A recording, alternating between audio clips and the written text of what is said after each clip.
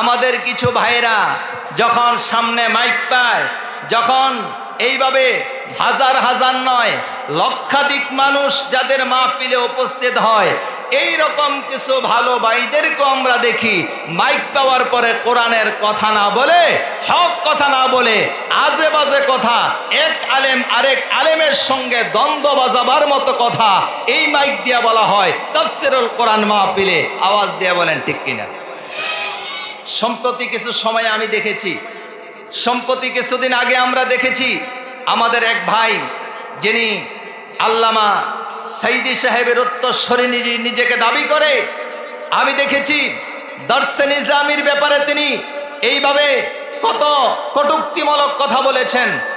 তার নাম হলো বাংলাদেশের একজন বড় আলোচক, আমি নামই বলে দেই, আল্লামা তারেক মনোয়ার সাহেব। অনেক জনপ্রিয়তা ওনার, অনেক ফলোয়ার ওনার, বিশাল মাঠ ওনার, কিন্তু আমরা দেখেছি বিভিন্ন সময় তিনি ভালো ভালো কথা বলেছেন, ওনার অনেক খ্যাতমত আছে।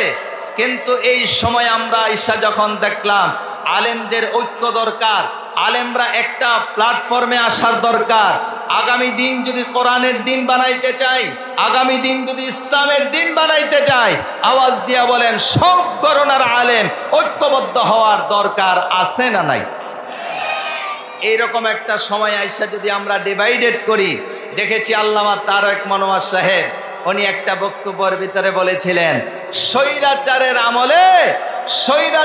আমলে যেই সমস্ত ইমামরা, বিশেষ করে দর্শে নিজামের কথা বলা হয়েছে, কওমি আলেমদের ব্যাপারে বলা হয়েছে, যে ওই সময়ে যারা এইভাবে ইমামতি করেছে তাদেরকে মসজিদ থেকে বাহির করে দেওয়ার জন্য।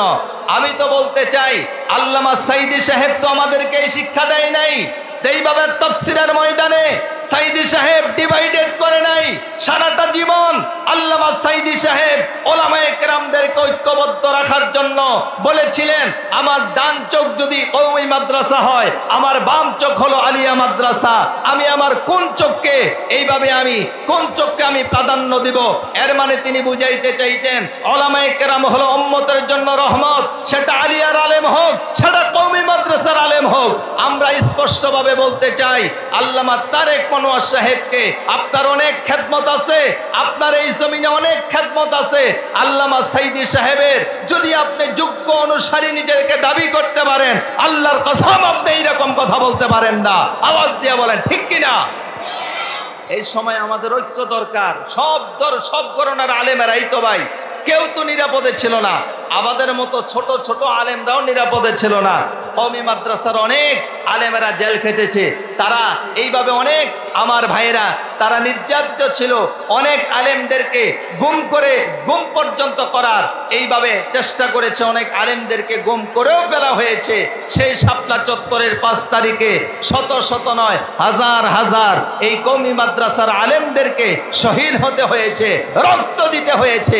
আমরা স্পষ্টভাবে বলতে চাই, আমরা যাদেরকে ভালোবাসতে জানি, আবার আমরা তাদেরকে এইভাবে সরে মারতেও জানি। এই জন্য যখনই আমরা মাইক পাই কোরআনের কথা বলবো, কোরআনের বাইরে কোনো কথা বলবো না। বলেন ইনশা, আরো জোরে বলেন ইনশা। তাহলে আমি যেই মেসেজটা আপনাদেরকে দিতে চাই, কোরআন যেন জানাই দিলেন যালিকাল কিতাব লা রাইবা ফি। এইভাবে কোরআন বলছে এটা ওই গ্রন্থ যার মধ্যে ভুল নাই, সন্দেহ নাই, হুদাল্লিল মুত্তাকিন, এটা মুত্তাকিদের জন্য হিদায়াত এবং মুক্তির পথের দিশারি। 2 নাম্বার প্রশ্ন নিয়ে আমরা কথা বলছিলাম, কোরআনকে জিজ্ঞাসা করলাম তোমার বাড়ি কই? কোরআন জানাই দিল বাল হুয়া কুরআনুম মাজিদ ফি লাউহিম মাহফুজ, বরং এটা সম্মানিত কিতাব যা লৌহে মাহফুজে লিপিবদ্ধ। এর মানে কোরআনের বাড়ি আমার বাংলাদেশে না, কোরআনের বাড়ি ভারতে নয়, কোরআনের বাড়ি পাকিস্তানে নয়, কোরআনের বাড়ি সৌদি আরবের মক্কা মদিনায় নয়। আজকে আমেরিকা কোরআনওয়ালাদের দিকে বড় চোখ করে তাকায়, রাশিয়া কোরআনওয়ালাদের দিকে বড় চোখ করে তাকায়, আজকে চীন কোরআনওয়ালাদের দিকে বড় চোখ করে তাকায়।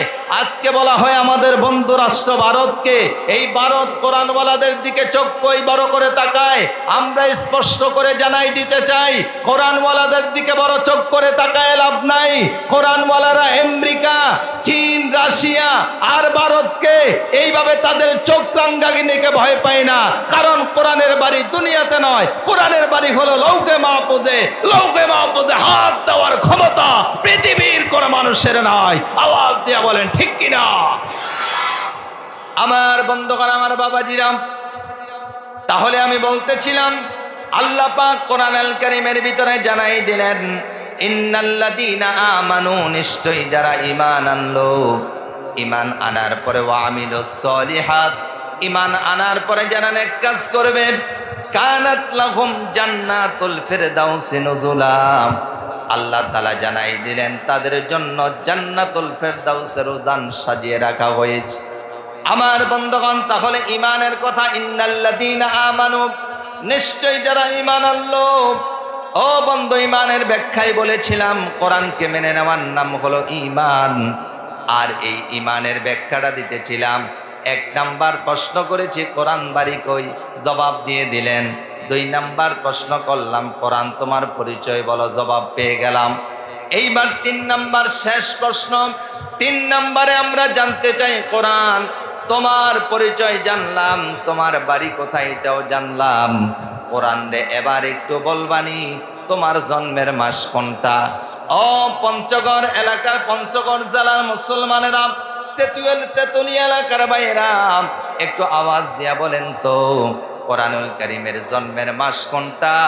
এর জবাবটাও আল্লাহর কোরআনের ভিতরে আছে না? না আছে না? কোরআনুল কারীম সবচাইতে বড় সূরা, এই সূরার নাম হলো সূরা আল বাকারা। বলেন সবচাইতে বড় সূরার নাম কি? সূরা আল। এই সূরা আল বাকারার ভিতরে কোরআন কত সুন্দর করে জানাই দিলেন, শাহরু রমাদানাল্লাযী উনজিলা ফীহিল কুরআন হুদাল লিন-নাসি ওয়া বাইয়িনাতিম মিনাল হুদা ওয়াল ফুরকান।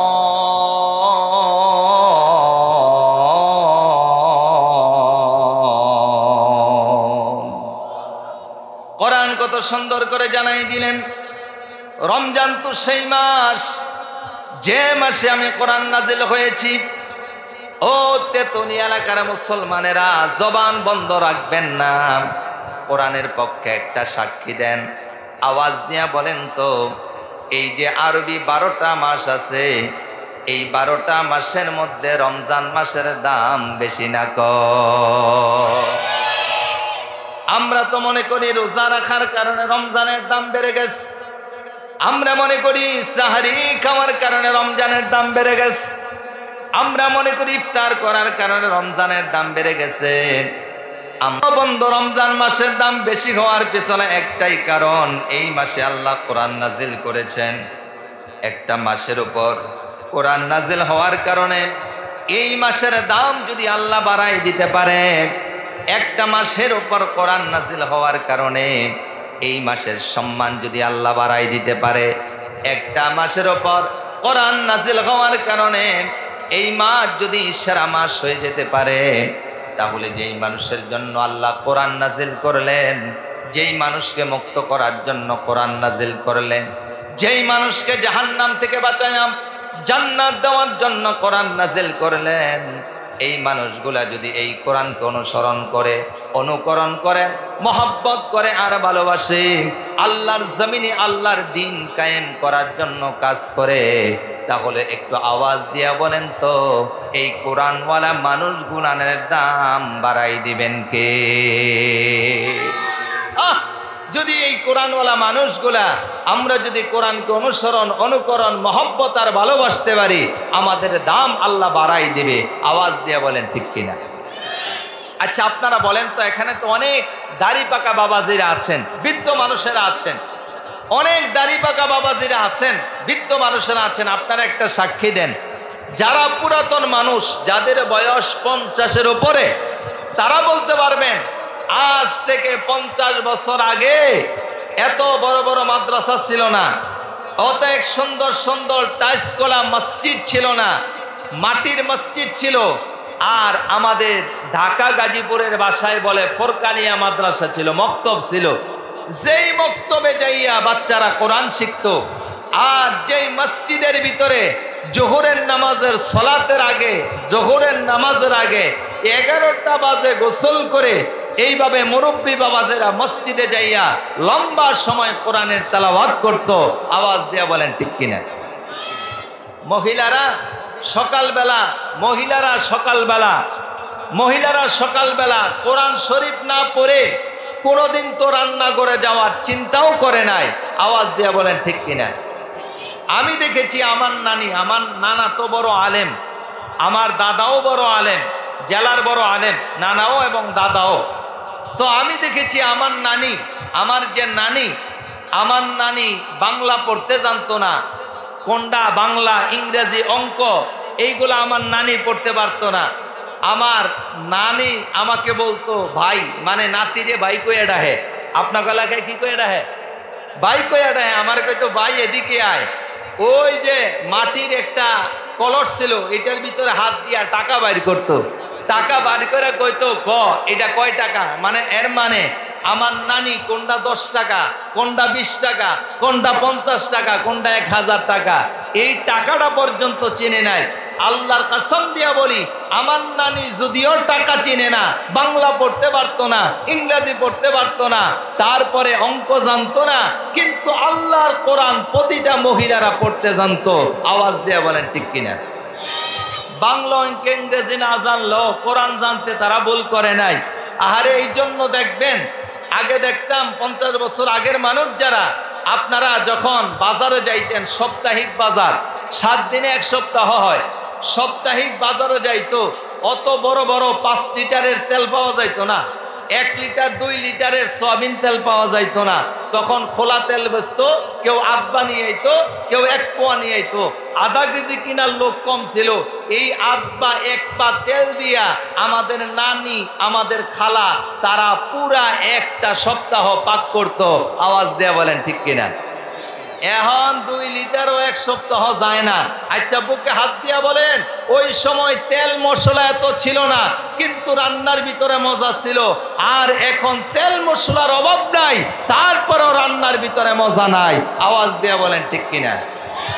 আমি গবেষণা করলাম, কারণটা কি? আহারে, আগের রান্না এত মজা হইতো, তেল ছিল না, মশলা ছিল না, এত মজা হইতো। আর এখন তেল দিয়া রান্ধে, মশলা দেয় বাড়ায়া, তারপরও রান্না মজা হয় না। কারণ কি? আমার গবেষণায় ধরা পড়ছে, আহারে, কারণ হলো আগের মায়েরা, আগের খালারা, আগের নানিরা সকালবেলা কোরআন পড়ে, কোরআন তেলাওয়াত করে রান্না করে যাইতো। আর এখনকার বউ মায়েরা কোরআন তেলাওয়াত করে রান্না করে যায় না। সকালবেলা ওই ভারতীয় চ্যানেল স্টার জলসা আর জি বাংলা দেখা রান্না করে যায়। এই জন্য আল্লাহ বরকত উঠাই নিয়েছে। আওয়াজ দেয়া বলেন ঠিক কিনা? আল্লাহর কোরআন সবাই পড়তে জানতো, এখন কোরআনের তেলাওয়াত পাওয়া যায় না। আর কোরআনের তেলাওয়াত আগের মতো ঘরে পাওয়া যায় না। কোরআনের তেলাওয়াত গুলা রান্নাঘর কেন্দ্রিক হয়ে গেছে। অথচ নবীজি এই কোরআন তেলাওয়াত ব্যাপারে কি বলেছে? সুবহানাল্লাহ বলে।